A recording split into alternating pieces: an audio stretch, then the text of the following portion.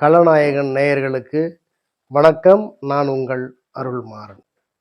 தம்பி கவின் படுகொலை செய்யப்பட்டு எல்லாமே முடிஞ்சிடுச்சு. ஆனால் நாம் எந்த மாதிரி ஒரு காலகட்டத்தில் வாழ்ந்துக்கிட்டு இருக்கிறோம்? நாம் சமூக நீதி பேசிக்கிட்டு இருக்கிறோம். ஆனால் நாம் வாழ்கிற காலகட்டத்தில் இப்படிப்பட்ட ஆணவ கொலைகள் நடக்குது. இதுக்கெல்லாம் என்ன காரணம்? இதுக்கெல்லாம் ஒரு முடிவே கிடையாதா அப்படின்று சிந்தித்து இந்த காரியங்களெல்லாம் யோசித்து பார்த்து மனவேதனையில் தான் இந்த வீடியோ போடணும் முடிவெடுத்தோம். தம்பி கவினுடைய இந்த ஆணவ கொலையை குறித்து பேசும்போது கட்டாயம் நம்ம ஆதிசங்கரர் குறித்து பேசித்தான் ஆகணும். வேற வழியே கிடையாது.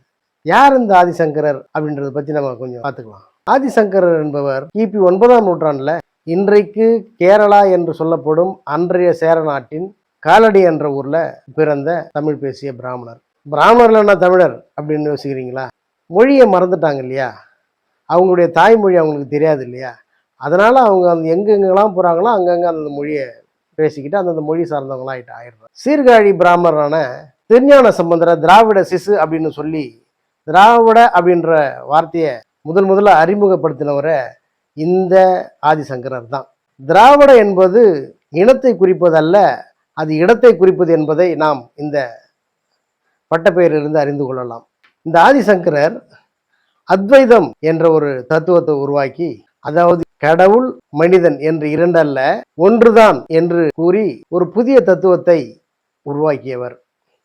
அகம் பிரம்மாஸ்மி, அதாவது எனக்குள் கடவுள் என்ற நிலையை மாற்றி நானே கடவுள் என்ற கொள்கையை கூறியவர். கிபி 7ஆம் நூற்றாண்டுல ஆரியவர்த்தத்தில் உருவாக்கப்பட்ட மனு சாஸ்திரத்தை மனு தர்ம சாஸ்திரம் என்று ஒரு அதர்மமான ஒரு கருத்தை தர்மம் என்று கூறி அதை உருவாக்கியவர் தான் இந்த ஆதிசங்கரர். அது என்ன மனு தர்ம சாஸ்திரம்? ஆரியர்கள் பிறப்பால் உயர்ந்தவர்கள், தமிழர்கள் பிறப்பால் தாழ்ந்தவர்கள் என்ற ஜாதி படிநிலையை உருவாக்கி அதன் மூலம் மக்களை அடிமைப்படுத்தி அவர்களை இழிவுபடுத்துகிற நிலை, மக்களுக்குள்ளே பிரிவினையை ஏற்படுத்துகிற ஒரு நிலை, ஜாதி கட்டமைப்புகளை ஏற்படுத்தி அதன் மூலம் நன்மையை அனுபவிப்பவர்களாக இந்த பிராமணர்கள் இருந்ததற்கான நூல் தான் மனு தர்ம சாஸ்திரம். இந்த ஆதிசங்கரர் தான் சனாதன கொள்கைகளை பாதுகாக்க இந்தியா முழுவதும் சங்கர மடங்களை ஏற்படுத்தி வர்றார். வடக்கே பத்ரிநாத் இன்றைக்கு உத்தரகாண்ட் மாநிலத்தில் இருக்குது, தெற்கே சிருங்கேரி இன்றைக்கு கர்நாடக மாநிலத்தில் இருக்கிறது, கிழக்கே பூரி இன்றைக்கு ஒடியா மாநிலத்தில் இருக்கிறது, மேற்கே துவாரகா இன்றைக்கு குஜராத் மாநிலத்தில் இருக்கிறது. இந்த 4 சங்கர மடங்களையும் உருவாக்கி சனாதன கருத்துக்களை பரப்பி மக்களை பிராமணர்களுக்கு அடிமைப்படுத்தி வைத்திருக்கும் காரியத்தை செய்தவர் தான் ஆதிசங்கரர். இந்து மதத்திற்காக உருவாக்கப்பட்டது போன்ற ஒரு மாயை ஏற்படுத்தி இருந்தாலும் இதனோட உண்மையான நோக்கம் சனாதனத்தை பாதுகாப்பது தான். இன்றைய வரைக்கும் இந்த சங்கர மடங்கள் தான் சனாதன கருத்துக்கள் தொய்வு இல்லாமல் இருக்கிறதுக்கு மிகவும் பாடுபட்டுன்னு இருக்கு. நாம் இப்போ பார்க்குறோம் இல்லையா, இந்துக்கள், இந்து மதம், இந்துக்கள் மனம் புண்படுகிறது, இப்படியெல்லாம் குதிக்கிறானுங்களே அந்த பிராமண பசங்க. இதுக்கெல்லாம் என்ன காரணம் நினைக்கிறீங்க? இதெல்லாம் யார் கட்டுவழித்து விடுறாங்கன்னு நினைக்கிறீங்க? இந்த பிராமண மடங்கள் தான் இப்படிப்பட்ட காரியங்களை செய்ய வைக்குது. இந்துக்களை குறித்தோ இந்து மதத்தை குறித்தோ இவங்களுக்கு எந்த கவலையும் கிடையாது. சொல்லப்போனா இந்து மதத்தை கெடுத்து குட்டிச்சோராக்குறதுல இவனுங்க தான். புனிதமான இந்து மதத்தை சிலை வழிபாட்டுக்குள்ள கொண்டு போய் கடவுளை குறித்து தெளிவில்லாத கருத்துக்களை பரப்பி மூட நம்பிக்கைகளை புகுத்து புராணங்களையும் இதிகாசங்களையும் நம்ப வச்சு கட்டுக்கதைகளை உருவாக்கி இந்து மதத்தையே சிதைச்சவங்க தான் இந்த பிராமணர்கள். அவர்களால் உருவாக்கப்பட்டது தான் இந்த சங்கர மடங்கள். அவர்களுக்கு இந்து மதத்தின் மீது பற்று கிடையாது. மதத்தின் பெயராலும் இனத்தின் பெயராலும் சாதியின் பெயராலும் மக்கள் பிரிந்து கிடக்க வேண்டும் என்ற நோக்கமே இந்த சங்கர மடங்களின் நோக்கம். சங்கர மடங்களை பற்றி சொல்லும்போது 4 சங்கர மடங்கள் பற்றி தானே சொன்னோம். ஆனால் நம்முடைய தமிழ்நாட்டிலையும் காஞ்சிபுரத்தில் சங்கர மடம் இருக்கே, அதை பற்றி சொல்லலையே அப்படின்னு யோசிக்கிறீங்களா? சிருங்கேரி மடத்தின் கிளை கும்பகோணத்தில் ஒன்று இருந்துச்சு. அதில் இருந்த மடாதிபதி கிபி 1830 காஞ்சி காமாட்சி கோயிலை கைப்பற்ற நினைச்சு தன்னை தனி மடாதிபதியாக மாற்றிக்கொண்டார். அவர் தான் காஞ்சிபுரத்தில் சங்கர மடத்தை ஏற்படுத்தினார். சரி, ஆதிசங்கரர் குறித்து நாம் ஓரளவுக்கு பார்த்துட்டோம். ஆனால் நாம் பார்த்த தலைப்பு ஆதிசங்கரர் மட்டும் பிறவாமல் இருந்திருந்தால் உண்மையிலேயே சிந்தித்து பார்க்க வேண்டிய ஒரு காரியம். ஆரிய வர்த்தத்தில் இருந்த மனு சாஸ்திரத்தை ஆதிசங்கரர் மனு தர்ம சாஸ்திரமாக மாற்றி எழுதினார். அதனோட நோக்கம் இந்தியா அமைதியாக இருக்கக்கூடாது, இந்தியர்கள் அமைதியாக இருக்கக்கூடாது, அவர்கள் எப்பொழுதும் பிரிந்து இருக்க வேண்டும். அதற்காகவே ஏற்படுத்தப்பட்டது தான் வர்ணாசிரம கொள்கை. மக்கள் ஜாதி ரீதியாகவும் மத ரீதியாகவும் இன ரீதியாகவும் பிரிந்திருக்க வேண்டும் என்பதை தான் இந்த நோக்கம் இன்னமும் நாம் பார்த்தோம். ஆதிசங்கர் பிறக்காமல் இருந்திருந்தா நம்ம இந்தியாவில் எல்லாருமே கல்வி கற்றிருப்பாங்க. கல்வி கற்ற சமுதாயமான தமிழ் சமுதாயம் கல்வி அறிவு இல்லாத ஒரு சூழ்நிலைக்கு தள்ளப்பட்டதே இந்த ஆதிசங்கர் பிறந்தனால தான்.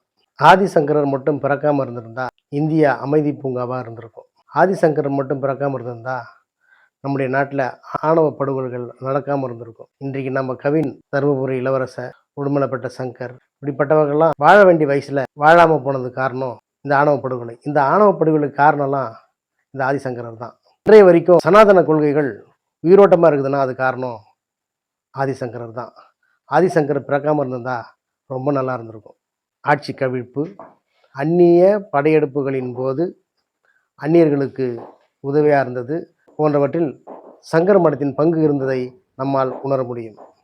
இதுக்கெல்லாம் காரணம் ஆதிசங்கரர் தான். ஆதிசங்கரர் மட்டும் பிறக்காமல் இருந்திருந்தா இந்தியாவில் சமூக, பொருளாதார, அரசியல் ஏற்றத்தாழ்வுகள் இருந்திருக்காது. ஆதிசங்கர் மட்டும் பிறக்காமல் இருந்திருந்தா பஞ்சமர்கள் என்ற ஒரு பிரிவு உருவாகியிருக்க வாய்ப்பில்லை. பஞ்சமர்கள் நிலமில்லாத ஏழைகளாக காலங்காலமாக அடிமைப்படுத்தி வாழும் இந்த நிலை இருந்திருக்காது. ஆதிசங்கரர் மட்டும் பிறக்காமல் இருந்திருந்தா ஜாதி கலவரமும் மத கலவரமும் ஏற்பட்டிருக்காது. ஆதிசங்கரால் தன்னுடைய வாழ்க்கையை தொலைத்தவர்கள் ஏராளமானோர். இந்திய சமுதாயம் சீரழிந்து போனதற்கு காரணம் ஆதிசங்கரர் தான். இதில் எந்த மாற்று கருத்தும் கிடையாது. என்னடா 9ஆம் நூற்றாண்டில் வாழ்ந்த ஆதிசங்கரா இன்றைய கவின் படுகொலைக்கு காரணம் அப்படின்னா கட்டாயம் இன்றைய வரைக்கும் அந்த ஜாதி வெறி, மத வெறி, இன வெறி உயிரோட்டமாக இருக்குன்னா காரணம் அது சங்கர மடத்தோட சூழ்ச்சியை தவிர வேற எதுவுமே சொல்றதுக்கு வாய்ப்பில்லை. அந்த அளவுக்கு ஜாதி வெறியை ஊட்டி மக்களை பிரித்தாளும் காரியங்களை செய்து இன்றைய வரைக்கும் மனு சாஸ்திரத்தை உயிரோட வச்சிருக்கிறது இந்த சங்கர மடங்கள் தான். இதெல்லாம் ஏன் நடக்குது அப்படின்னா ரெண்டே காரணம் தான். ஒன்று, ஜாதி வெறியை ஊட்டி இருக்கிறாங்க. நான் ஒரு உண்மையை நம்ம சொல்லி ஆகணும். அதாவது இன்றைக்கு உயர் ஜாதி அப்படின்னு சொல்லிக்கிறவங்களாம் ஒரு காலத்தில் பிராமணர்களுக்கு தன்னுடைய இனத்தை காட்டி கொடுத்தவங்க தான். அதில் எந்த மாற்றம் கருத்து கிடையாது. அதே மாதிரி இன்னைக்கு தாஞ்ச ஜாதின்னு சொல்றவங்களாம் ஒரு காலத்தில் பிராமணர்களை எதிர்த்ததுனால நசுக்கப்பட்டுவேன். இன்றைக்கு கீழ் ஜாதின்னு சொல்லப்படுவேன். வேணா வரலாற்று ஆராய்ந்து பார்த்து கொள்ளுங்க. அப்போதான் நமக்கு புரியும். நம்ம மேல் ஜாதியை சொல்றவங்களாம் காட்டி கொடுத்த பரம்பரைன்றது அப்பதான் தெரியும். இன்னொரு காரியத்தை நம்ம பார்க்குறோம். வேதங்கள், இதிகாசங்கள், புராணங்கள் இதெல்லாம் பிராமணர்களுக்காகவே எழுதப்பட்டு பிராமணர்களை உயர்த்தி பிடிக்கிற காரியங்கள் தான். இல்லை, எனக்கு ஒரு விஷயம் புரியல. அந்த சீமா அந்த கவின் மேட்டரில் பத்திரிகையாளர்கள் கேட்ட கேள்விக்கு நம்ம கல்வி முறையை பற்றி குறை சொன்னார். ஏற்றுக்கொள்ளலாம். அறத்தை போதிக்காத கல்வி, மக்கள் வாழ்க்கைக்கு பயன்படாத கல்வி, இதை ஏற்றுக்கொள்ளலாம். ஆனால் போகிற போக்கில் சத்தம் போடாமல் நான் பிஜேபியோட பி டீம் தான் அப்படின்னு சொல்லிட்டே போயிட்டார். என்னடா அப்படின்னு பார்த்தா இந்த வேதங்கள், இதிகாசங்கள், புராணங்கள்லாம் அறத்தை போதிக்கிறதுக்காக எழுதப்பட்டது அப்படின்னு இந்த வேதங்களையும் புராணங்களையும் இதிகாசங்களையும் உயர்த்தி சொல்லிட்டு போறாரு. இல்லை, எப்படி இது எந்த விதத்தில் ஏத்துக்கிறதே தெரியல. இந்த வேதங்களும் புராணங்களும் இதிகாசங்களும் மனு தர்மத்தை போதிக்கிறதா இருக்குது. இன்றைய சூழ்நிலைக்கு, இன்றைய தீமைகளுக்கு காரணமே இந்த வேதங்களும் புராணங்களும் இதிகாசங்களும் தான். இது எப்படி அண்ணன் உயர்த்தி பிடிக்கிறாருன்னு எனக்கு புரியவே இல்லை. அண்ணனை குறை சொல்றதா இல்லை எப்படி சொல்றதுன்னே எங்களுக்கு தெரியல. இன்னொரு காரியத்தை நம்ம கதாநாயக நேயர்களுக்கு பகிர்ந்துதான் ஆகணும். பிராமணர்கள் மனு தர்ம சாஸ்திரத்தை உயிரோட்டமாக வைத்திருக்கிறதுக்கு காரணமே பயம்தான். நான் என்ன சொல்றோம் அப்படின்னு பாக்குறீங்களா? உண்மைதான். உலகத்துல சிறுபான்மையா இருக்கிற ஒரு மக்கள் கூட்டம் பெரும்பான்மை மக்கள் கூட்டத்துக்கு பயந்துதான் ஆகணும்.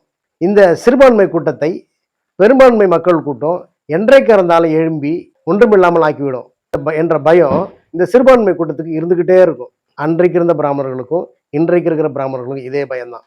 அதாவது பெரும்பான்மையா இருக்கிற இந்த இந்திய மக்கள் வந்தேரிகளான இந்த பிராமணர்களை எழும்பி நசுக்கி விடாதபடிக்கு அவர்களை சூழ்ச்சியால் பிரித்து அவர்களை தனித்தனியாக வைத்திருக்க வேண்டும் என்ற உள்நோக்கத்திற்காக உருவாக்கப்பட்டதே மனு தர்ம சாஸ்திரம். இல்லை, எந்த மாற்று கருத்துமே கிடையாது. பிராமணர்களின் பயத்தின் விளைவாகவே இன்றைக்கும் இந்த சங்கர மடங்கள் உயிரோடு இருக்கின்றன. பிராமணர்களின் பயத்தின் காரணமாகவே இன்றைக்கும் மனு தர்ம சாஸ்திரம் உயிரோடு இருக்கிறது. அதற்காக அவர்கள் என்ன வேண்டுமானாலும் செய்கிறார்கள். ஆனால் பிராமணர்கள் மனம் திரும்பித்தான் ஆகணும், வேறு வழி கிடையாது. ஒரே ஒரு சந்தேகத்தை மட்டும் உங்ககிட்ட நான் வச்சுட்டு போறேன். இந்த ஆதிசங்கரர் சொர்க்கத்துக்கு போயிருப்பாரா? நரகத்துக்கு போயிருப்பாரா? ஏன்னா, இந்தியாவின் இன்றைய ஒட்டுமொத்த தீமைகளுக்கும் காரணம் ஆதிசங்கரர் நம்ம பார்க்குறோம். இவ்வளவு கொடுமைக்காரர் இந்த ஆதிசங்கரர் எங்க போயிருப்பாரு? அதனால ஜாதி வெறியர்களே மனமாறுங்கள். பிராமணர்களே மனமாறுங்கள். சனாதனத்தை கடைபிடிப்பவர்களே மனமாறுங்கள். ஏன்னா, இந்த பூமி வாழ்க்கை ஒரே ஒரு முறை தான். இந்த ஒரே ஒரு முறை இருக்கிற இந்த பூமி வாழ்க்கைய நல்ல விதமா வாழ்ந்து முடிக்காம, ரொம்ப துன்பமா வாழ்ந்து முடிச்சுட்டு, மத்தவங்களுக்கும் துன்பத்த குடுத்துட்டு, நம்மளும் துன்பமா வாழ்ந்துட்டு போறது, எவ்வளவு ஒரு கேவலமான ஒரு நிலை.